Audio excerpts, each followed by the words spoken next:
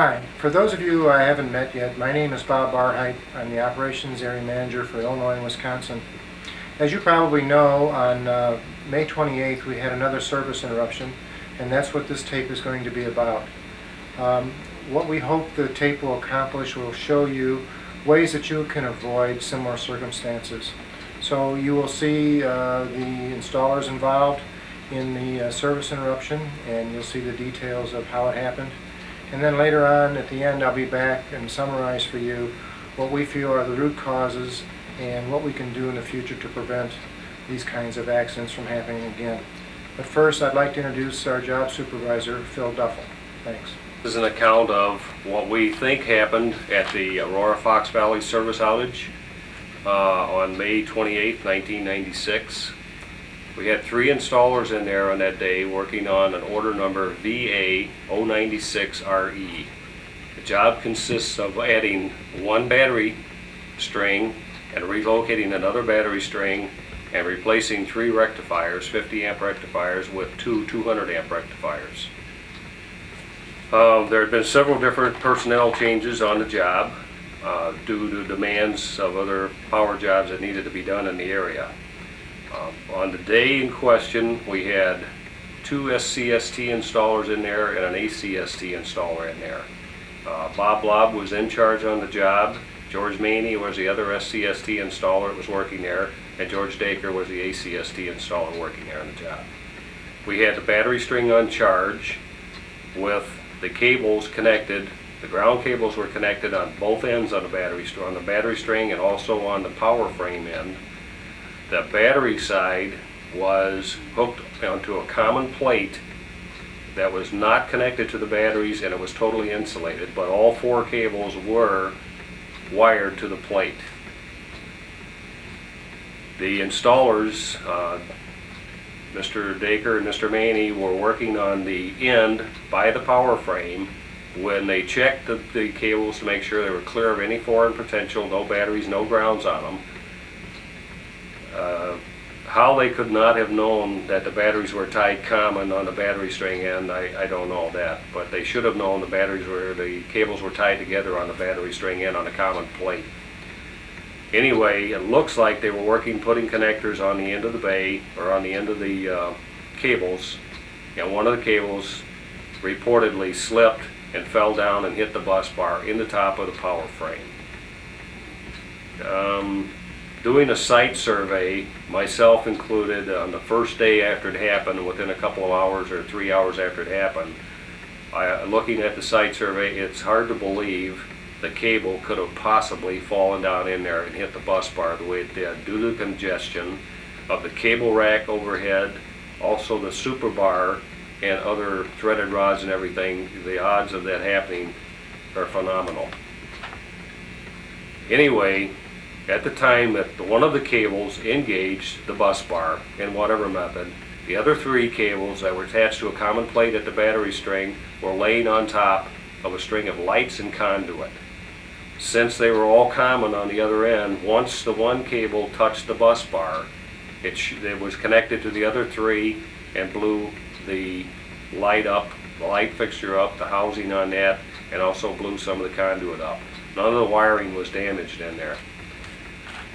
The outage was at about 1 o'clock in the afternoon. It occurred.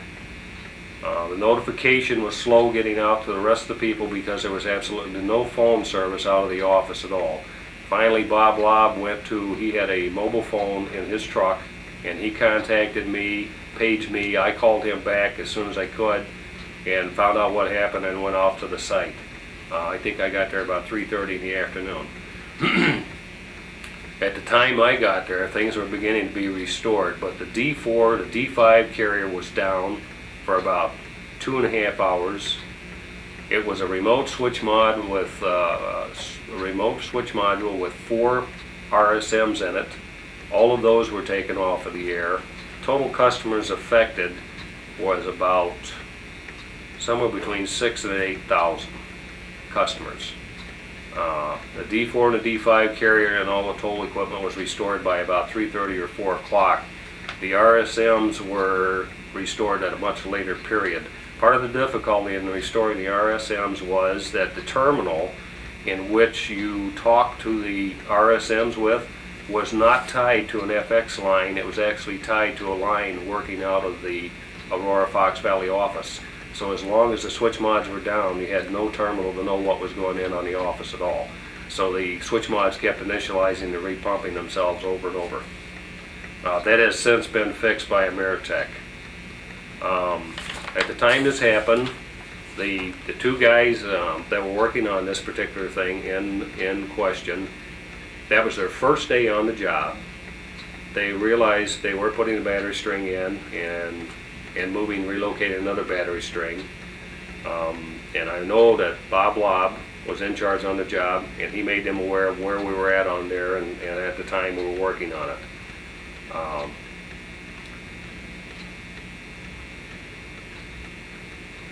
The only other thing is the two Ameritech people were on hand to restore the carrier and the switch in that.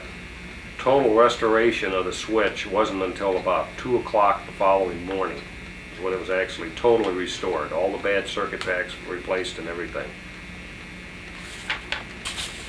I think in the future,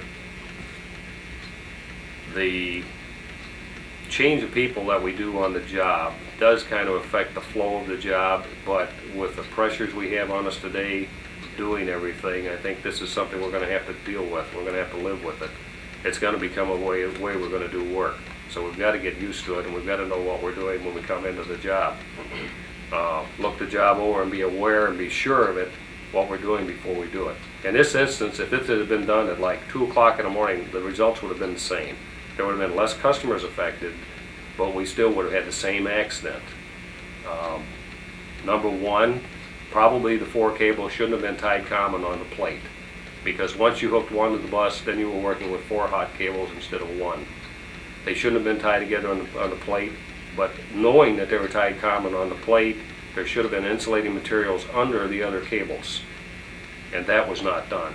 So the insulation was not in place where it should have been. The cable ends, even after they had the connectors on them, should have had rubber insulators slipped over them, heat shrink down on them, or secured on them with 12 cord in some manner to keep them from shorting out to anything else. I think everybody learned a little bit from this. I hope they did anyway, and we shouldn't have any more things of this nature in the future. Well, the job in Fox Valley here was to install this string of batteries and 3 rectifiers, and to move the A string of batteries over 10 inches. At the time, the installers were in the process of putting the connectors on the cable over by the power board when one of them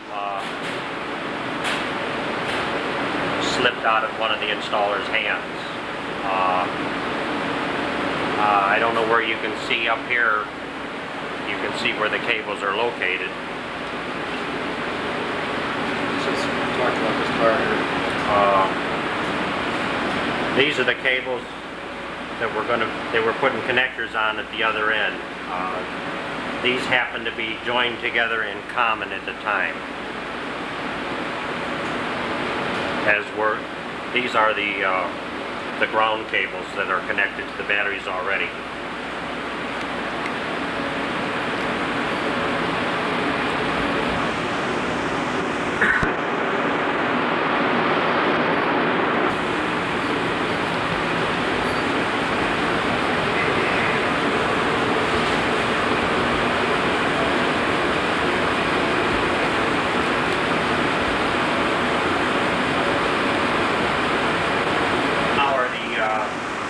Cables that were going to be connectorized by the installer. These are the battery ends of the batteries. This is George Dacre's account of what happened. I probably need to read that again. We're up on the cable rack above the power bay, untangling the power cable, and one sprung back and fell into the bay and hit the bus bar. The other cables were laying on the AC pipe and caused a short. We didn't know the cables were tied together on the other end.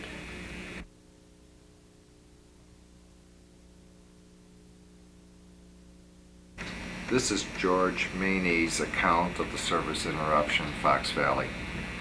We were preparing the ends of 4 battery cables to put connectors on in front of the BPD on the rack. We had cables in front and above the bay, and these cables were taped and had a rubber sheet in the bay. The Ameritech personnel wanted to do a heat thermal scan video, so I removed the rubber sheets. We started to put connectors on cables. We tested each end as we connectorized them. We had them hanging over the conduit in the front. I noticed that the cables were twisted, and so I went to the back of the bay and climbed up on the rack. I lifted 2 cables to untwist them. One cable slipped out of my hand and fell down into the BPD and glanced off the bus. The other cable hit the conduit, causing a short. I didn't realize that the 4 cables at the battery stand were connected in common on a plate.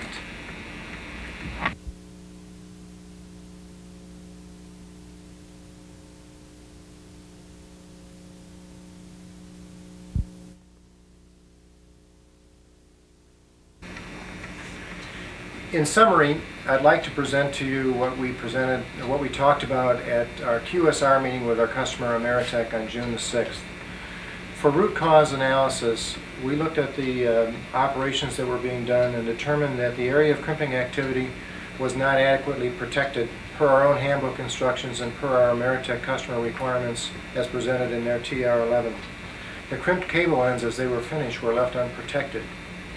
The installers were unfamiliar with the prior work activities that were done to connect the other ends of these cables at the common bus bar above the battery stand.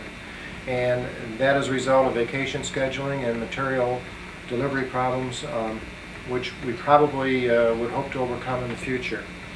The installers, as they've represented the story, have stated that a cable slipped out of their hands.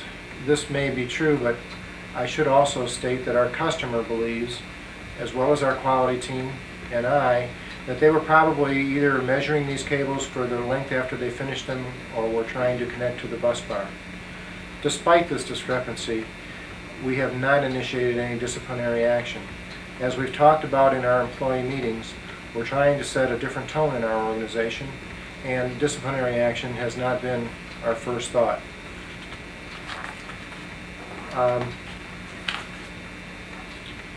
Other areas of root cause, normal safety and service practices were apparently ignored. Work was performed without a detailed MOP, if indeed they were trying to connect cables, and not during the maintenance window. The corrective action items that we have initiated in our organization are these. One, our operations director, Walt Sandine, held a mandatory conference call in early June with all of our supervisors to discuss the outage circumstances and also to formulate an action plan. The next day we had a conference call with all the union presidents to ask for their support and their help for helping us prevent future outages like this. We had an independent review of the situation with our quality organization. And again, we started meeting with all of our installers and supervisors throughout the month of June and July. And you have no doubt attended one of those meetings to review this outage as well as the one at Etna Court and to talk about our action plans. So what we have determined that we would go forth with in the future is that we will not be running power cable during the days above working equipment without a detailed MOP. All cable ends will be protected after every cable end operation. Bus bars and working areas around equipment that we're working with are to be protected with the utmost care. Absolutely no primary power connections will be connected during the day. All cables should be metered when removing protection and before any additional work operations. Adherence to ask yourself principles is a must. Review all MOP steps prior to doing the work. Also before each tour, we should be certain that we know what work operations we're about to perform and do a walkthrough of the job and the layout of the work operations before each shift. In summary, let me just say that I am certain that many of you who are viewing this tape are wondering how such circumstances could come about given the care and the professionalism that you bring to the job. And I want to thank you for that. As we go forth, let's just keep in mind that if we follow the safety and service protection steps that I've outlined, and we keep foremost in our mind the aspect of protection of working equipment and live cables, we should be able to avoid these kinds of things in the future. Again, I would also like to emphasize the points that Walt and I have brought up during the employee meetings, and that is, as an installer, you have the ultimate authority to stop a job during the evening if you're doing a maintenance shift, and you need additional help or have any questions about the work to be performed. Obviously, your supervisor will not be with you during every work operation that you perform, and these work operations need to be done so that we can guarantee to our customer that we will safeguard their network. And so we would hope that if you need additional help, that you could call a halt and seek that help either through your supervisor or through me if necessary. So once again, I thank you for your support, and I'm looking forward to perhaps not making another video. Thank you.